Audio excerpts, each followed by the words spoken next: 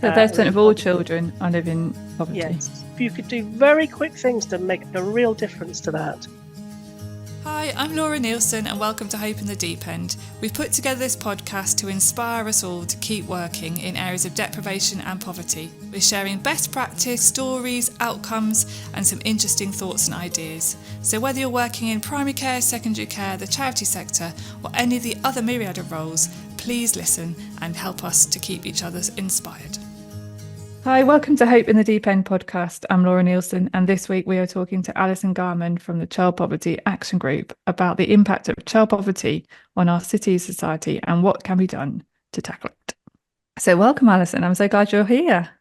Delighted to be here.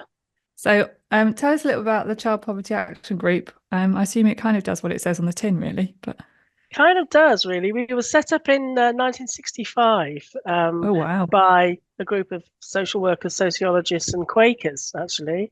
And it was in the sort of the wake of the Cathy Come Home film, and Peter Townsend and Brian Abel Smith had just written their book called The Poor and the Poorest, which was credited with the rediscovery of poverty in the UK.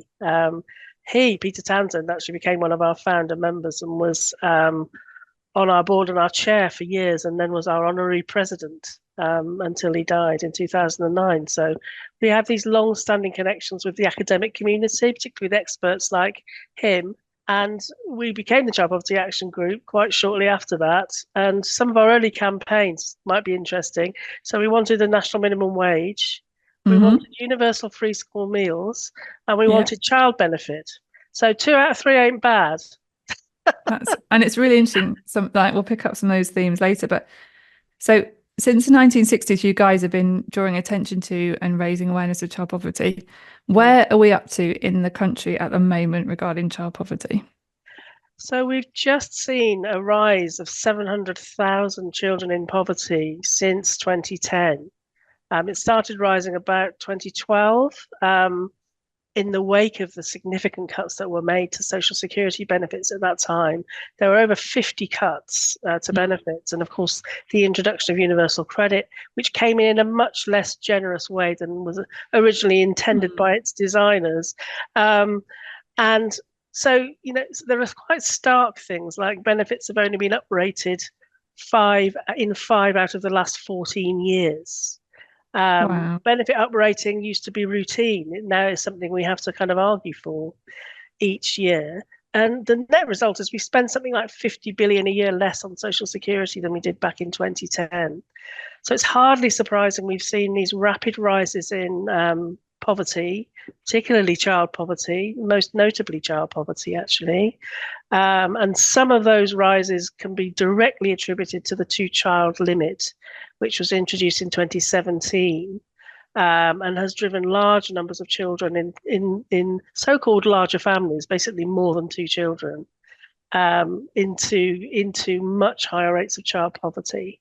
So the 2-child limit, just for those of us who don't know, does that apply to all your benefits, or is that just child benefit, or does that apply to other benefits as well? No, it doesn't apply to child benefit. It applies to children's benefits in universal credit and the working tax credit. So it's means tested benefits that it applies to. So basically those on the lowest income who, for whatever reason, because their earnings are low or because they're sick or they've lost their job, they would then not be able to claim for a 3rd child or more. And of course, this is something that affects loads of people. If you're 2 single parents, one has 1 child and one has 2, and you get together, which one are you getting rid of? You suddenly become a 3-child family. And it only affects those who claimed these benefits after the 17th of April 2017. So it's really unfair because no one before that is affected and everybody afterwards is. But the fact that it started from that point means more and more children and families are getting caught by it. So there's something like 1.5 million children in 422,000 households. They reckon that's going to go up to a lot more than that. 1.1 million of them are in poverty, and they lose £3,455 a year per child. It's a lot of money for people on very low income. It's incredible. So we have a system at the moment, and I might be oversimplifying this, but we have a system at the moment where if you have a child after 2017, So kind of you got children who are younger than 7 or 8. If you're in a family with more than 2 kids, then you can't claim these other benefits that if you were the first or second child, you would be able to claim. Yes. So with having very young children, the poorest of our society penalised. Exactly. In And summary, it particularly affects ethnic groups where they tend to have large families for religious reasons sometimes, or just for cultural reasons. And most of the people affected are working. Yeah. So it's not a benefit. It's not so the popular imagination, I think, is that people are sitting around on benefits having children. But these are people who are working for whatever reason, their wages have fallen and they have to claim universal credit to top them up. And then they find that any third child or more is ignored in the calculation. So whereas means tested benefits traditionally are based on need, this is a policy that completely denies need. It ignores how many children you actually have to look after, as does the benefit cap, which is another policy brought in after 2015, which caps benefits arbitrarily and has led to increased poverty as well. So we've seen this massive rise in child poverty. And then at the same time, we also have a political rhetoric around like triple lock and triple lock plus that seems to be protecting like older people and pensioners. And I just think that's quite fascinating in society that we have that is the debate that's operating when all the evidence is saying that if you invest in early years, it's one of the most economically sensible things you can do as a society, isn't it? Is invest in early years. Exactly. I mean, people often talk about the need to kind of upend the funding pyramid. A lot of money is spent on universities, very little on the early years. We kind of need to do the other way around because the difference you can make in the early years in terms of children's outcomes is big.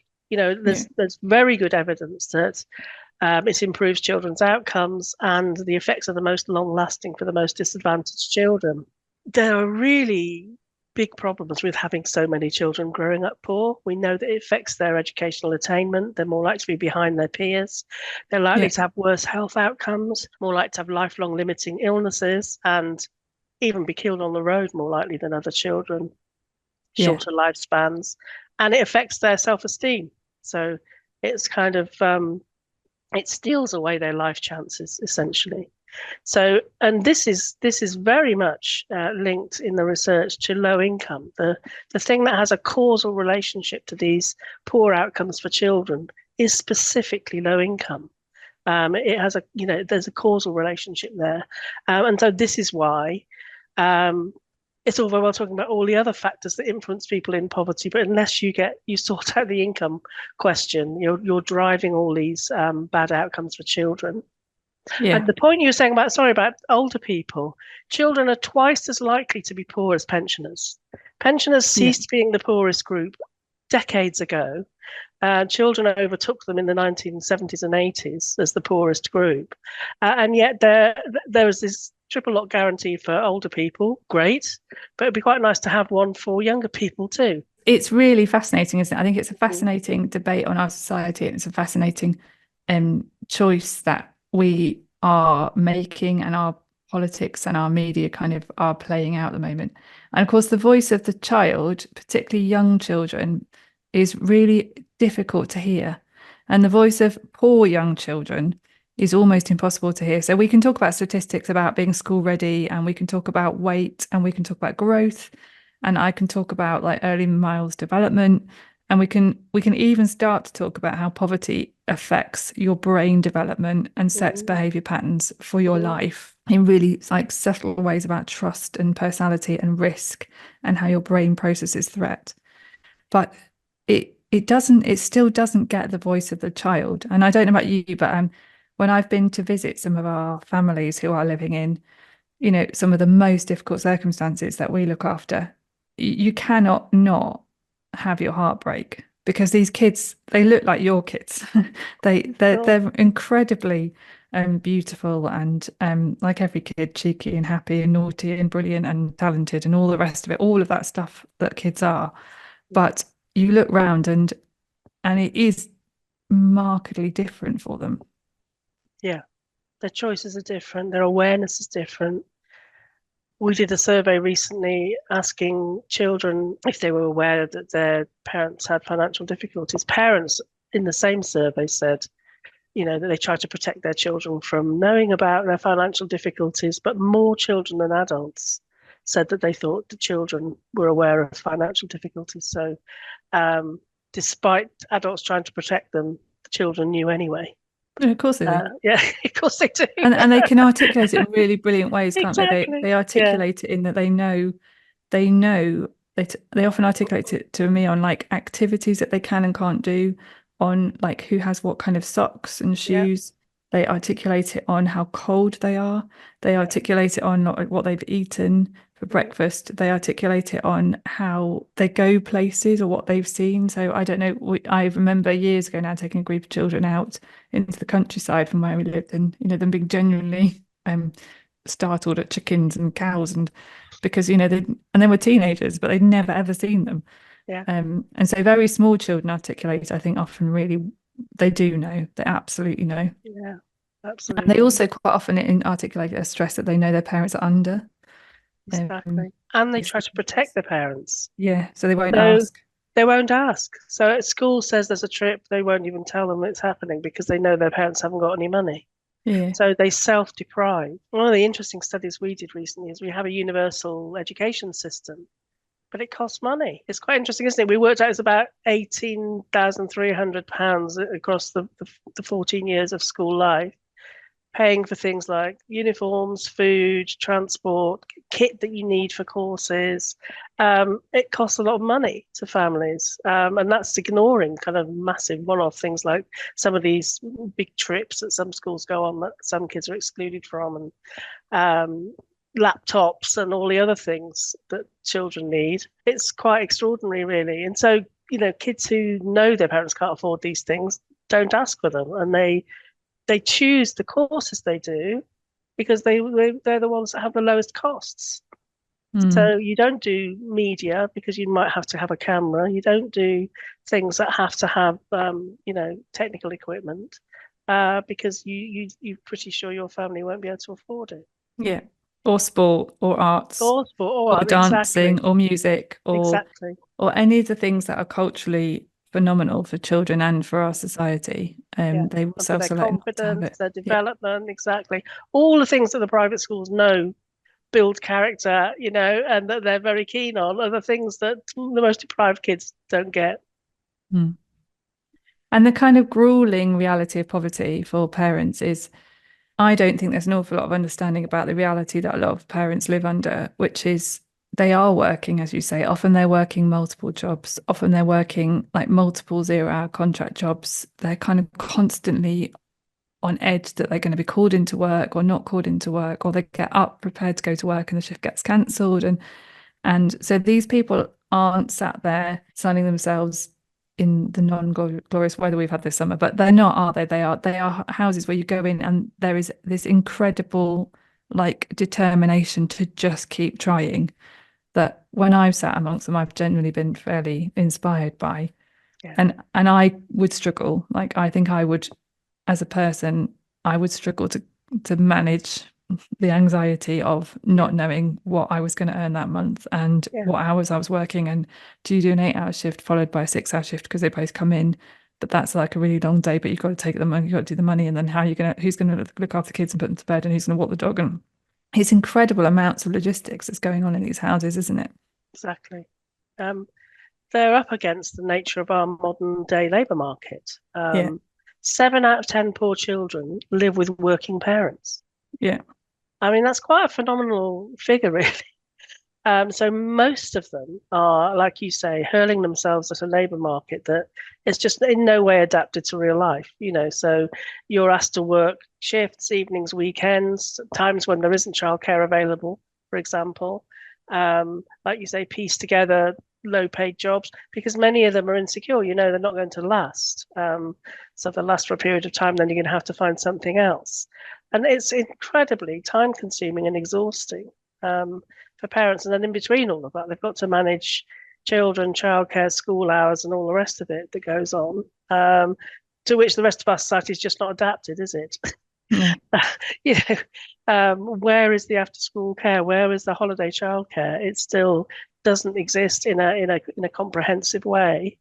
It's one of the things that was started under the last childcare strategy years ago. There was going to be comprehensive extended schools, 8 a.m. to 6 p.m. and throughout the school holidays, but it kind of dropped when the coalition came in. They saved the early years provision, but left the kind of out of school stuff alone. So that's still to be picked up and run with any new government, because it's badly needed. Because you need all those enrichment activities to be built into the school day that we were just talking about, and to be able to have kids secure while parents have to work the hours that they need in order to survive. So we're in proper election time now. I think we're at the midpoint, aren't we, of the campaigns? I was hearing about the weekend, and July is fast approaching. I guess like you, I've been scanning manifestos as they've come out, and I can't say I've read every word of every one because some of them are bulkier than others. But there hasn't been much about child poverty in any of them, has there? There's bits in each. I think the thing that we would say is that we've been calling on all parties for some time now to develop a comprehensive child poverty strategy like we had before. When we did have one, child poverty fell by 1 million on the measure they were using at the time. And we saw deprivation levels fall. We saw child well-being improve on 36 out of 48 OECD indicators. Lone parent employment increased from something like 45 to 57%, and it went on to be about 70%. Lots of things were going on over that period, the childcare strategy, the new deals and all that sort of stuff, which made a real difference.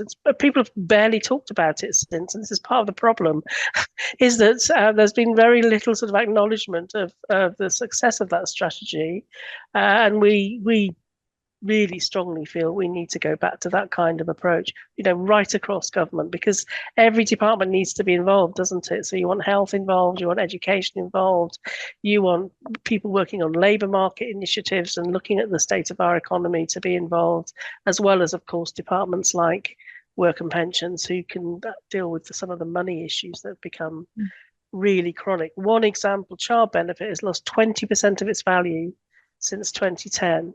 And that's really chronic, in all the debates about, our population and who needs to be served, nobody points out the fact that it's become really difficult to have children and really expensive and less help. So is that your number one ask really for this cross-governmental child poverty reduction strategy? That's your number one thing. And then if you were the Prime Minister, what 3 actions would you want them to do kind of in the first couple of years? I think we both recognise that solving child poverty, one, is definitely achievable, but is going to take a couple of changes to get there. So what would you be asking for them to do, whoever gets into government? So we think there are kind of, 3 steps really. The first step is to stop poverty increasing. Yeah, sounds sensible. And so what you need to do about that is to abolish the 2-child limit and the benefit cap, because they are clearly driving up rates of child poverty. If you got rid of the benefit cap, it would reduce child poverty for 250,000 children who are below the poverty line. Poverty has become much, much deeper. So often you improve people's income and they don't break out of poverty. They just move from very low to slightly less low. In the case of the 2-child limit, it automatically lift 300,000 children out of poverty, and another 850,000 would be in less deep poverty. There's all sorts of things you need to do to universal credit. In fact, we just produced a paper on the way that needs to be reformed. Things like the 5-week wait, taking away deductions that mean that people are supposed to get a certain level of entitlement, but they don't actually, because deductions are being made, sanctions are being made, they're paying back loans for the 5-week wait and so on. And we need to rescue child benefit, because that also stands the chance of being preventative. The point of child benefit is it protects people with children, including people above the poverty line. But that's good, because we don't want people falling into that position. So yeah, step one, stop poverty increasing by getting rid of these really super damaging things. Step two, look at policies that can prevent or reduce child poverty. That's things like guaranteeing that children's benefits and working age benefits will be increased by inflation each year, and we would say by prices or earnings, whichever is higher. You've got to rescue child benefit. We need to extend free school meals. We feel very strongly to, first of all children on universal credit, but ultimately making them universal. It would cost 2 billion to do that. And in the process, you create economies of scale. Once you've got schools equipped to do that, you save a lot of money. You haven't got the back office running around chasing parents for debt, which does nothing for your relationship with those families. So that's another thing. And then, of course, there's things like supporting childcare costs and minimum wage, the sorts of infrastructure issues that are needed if parents are going to be able to work and lift themselves out of poverty. And then step three is your comprehensive child poverty strategy, because basically you want to imagine a society that doesn't have child poverty. The ambition of the original child poverty strategy was to end child poverty, was to, eliminate it. And we were halfway to achieving that. We were halfway to reducing it to 10%, which was their target. At the moment, it's 30%. 30% of all children. So 30% of all children are living in poverty. Yes, yeah. That is staggering, isn't it? That is really absolutely staggering. Staggering. And it disproportionately affects certain children. So it disproportionately affects children in single parent families, in larger families, disabled children, and children in Black and minority ethnic families, and young children. Those are the families that are most likely to be in poverty. So 47% of Asian children, for example, 51% of Black African Caribbean or Black British families are in poverty compared to 24% of white families. 46% of children in families with 3 or more kids, and we expect that to go up to above half because of the. So if you have three or more kids, then you've nearly got a 50% chance of the whole family being in poverty. Yeah, that's crackers. I've got 3 kids. I don't consider myself to have a large family. No. I was one of 3. It was normal in the 1960s. And there's great things. There's so much good things about having families that have multiple siblings, and you learn an awful lot, don't you? You have to learn to compromise a bit. Yes. And you often, it's just a richness of life, isn't it? That is good. I think this is one of our biggest society pressures. I know at the moment the news seems endlessly gloomy, and with climate change and wars and everything else, but this untold story of the steady march increase of child poverty in this country is one that we should all be bothered about, even if we don't really think about the individual children, because that's quite hard to do. But if you think about it as a societal level, the investment we make now in our young children saves us huge amounts of money in the future. Absolutely. So something like your school meal proposal, which I think is just a no-brainer. When we look at the NHS, our biggest spend in the next 10 years is going to be obesity, cancer. Most of that is linked to nutrition. And actually, we've got climbing rates of childhood obesity. If we genuinely gave school children healthy meals for all the time they're in school for free, most kids would eat it. And that would probably save billions and billions and billions on healthcare in the future. So we're talking about investing 2 billion now, but we will save significantly more than that in the future. Absolutely. 2 things in relation to that. One is, in one of our other universal services, the health service, if you're in hospital, you get a meal. It's part of the service. And for some reason, bizarrely, in our educational system, we've decided to means test the middle of the school day in a universal service. It's quite weird, really. So that's kind of an extraordinarily bad idea. I think I agree with you. I think it's an absolute no-brainer. And the infrastructure needed to do it in itself is a positive thing, actually. And then if you can start cooking on site, and there's so many benefits from it. Kitchens, food from local farmers, all sorts of things can happen, can't they? If schools are operating on that basis. So it's fascinating. You've been campaigning for a long, long time. Yes. What would you hope that would happen if we talked to you again in a year's time? What would you hope Child poverty costs us 40 billion a year. So not tackling child poverty is an absolute waste of money. You could imagine an equivalent size investment in our economy, what that could deliver if we weren't spending it on the response that's needed to child poverty. I would hope that whichever government wins the election, or combination of parties, whatever happens, that there will be some recognition of the desperate need to tackle this crisis. I mean, it's a scar on our society. A rich Western country, fifth or sixth richest in the world, has got children growing up in this state of affairs. They need to see that doing things like spending on social security is not waste, it's an investment in our society, an investment in our futures. And I think we have to be careful talking about children just as kind of becomings, children as futures. Do you know what I mean? We know they will grow up to be our future taxpayers and be paying our pensions and all the rest of it. And we need them to be in a fit state to do that, rather than having suffered all this damage as a child. But they also are entitled to their childhood now. Yeah, absolutely. It's no good saying we'll do this in 10 years' time. These children are living their childhoods now. And you could do very quick things to make a real difference to that. And that's what we want. We want some sense of urgency. You need to understand that there are things you can do. You can change things very quickly. And we saw the results when this approach was adopted before. We know what to do in the UK. We've done it before. Child poverty is enormously policy responsive. And it's very solvable, isn't it? Yeah. So some areas of public debate and policy are more intractable, actually. Yes. And more tricky to solve. And but this, as you say, we have a roadmap. There is a lot of evidence. There's a lot of international evidence. It is implementable.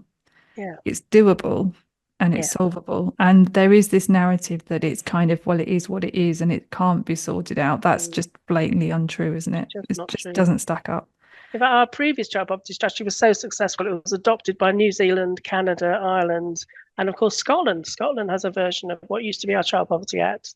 Okay, so it was recognised internationally as being enormously successful, including in the United States. You might think that's an odd example, but even in Washington DC, they set up a Child Poverty Action Group and lobbied Biden to get child tax credits introduced, which he did during the period of COVID. Unfortunately, it lapsed afterwards, but as a result of it lapsing, child poverty then doubled. Again, evidence how policy responsive this is.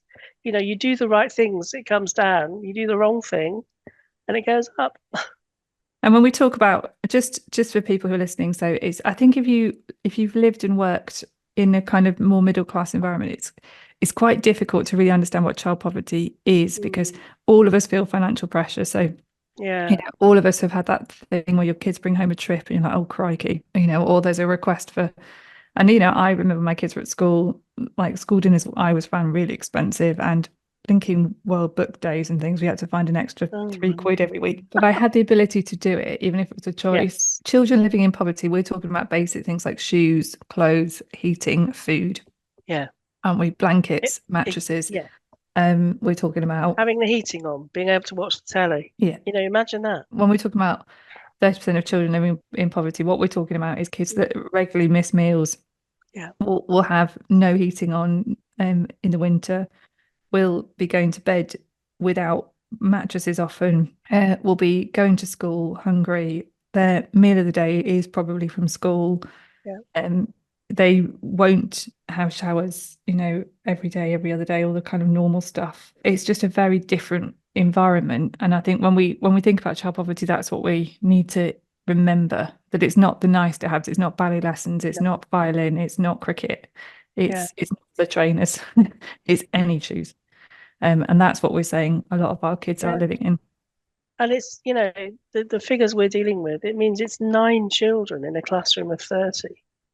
They're going, as well as the significant harms to their futures, like you say, they're going without basic things. 900,000 of them are in food insecure households. That means they go without meals, they go to school hungry, find it hard to concentrate, they go home to cold homes, they miss out on everyday experiences.